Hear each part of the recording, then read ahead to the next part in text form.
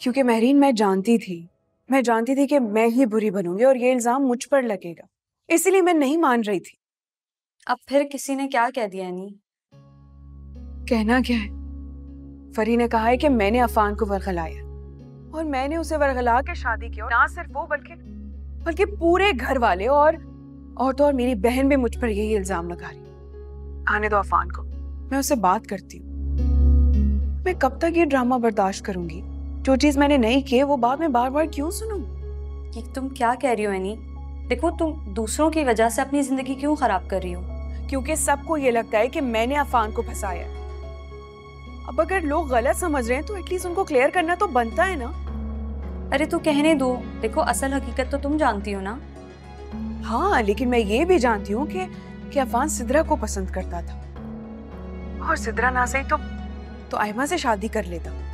कम से कम मेरी जान तो छूट जाती ना, ये सब कुछ मुझे बर्दाश्त नहीं करना पड़ता। लेकिन एनी, मैं तुम्हें एक बात बताऊं, अफान भाई के लिए ना तुमसे बेहतर कोई और लड़की हो ही नहीं सकती थी।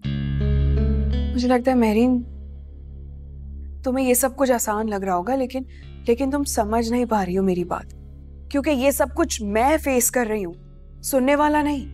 अरे तुम भी तो नहीं समझ रही हो अफान भाई की मोहब्बत को। देखो, अगर कुदरत हम पर मेहरबान है और वो हमारी झोली में एक ऐसा शख्स डाल दे जो हमसे मुखलिस है, हमसे मोहब्बत करता है, तो उसकी कदर करो एनी। अच्छा, तो तुम्हारे हिसाब से मैं सारी जिंदगी लोगों के ताने और तोहमतें बर्दाश्त करती रहूं, क्या ये ठीक है? इन्हीं सब बातों से बचने के लिए, इन सब चीजों से बचने के लिए मैंने अफान से निकाह किया था। मुझे अगर पता होता ना कि शादी के बाद भी सब कुछ नहीं बदलेगा, तो मैं कभी शादी के लिए हाँ नहीं करती। तुमने सारी जिंदगी इन लोगों के साथ थोड़ी ना गुजारनी है, तुमने तो अफान भाई के साथ गुजारनी है। हाँ महरीन, ये सारी बातें एक तरफ, लेकिन इंसान की अपनी कोई सेल्फ रिस्पेक्ट भी होती है।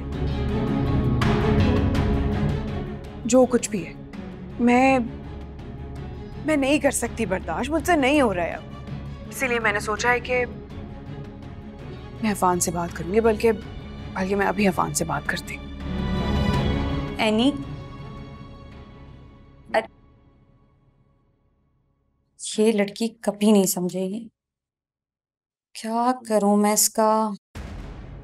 अफान, मुझे तुमसे बहुत जरूरी बात करनी, तुम अभी और इसी वक्त घर आओ।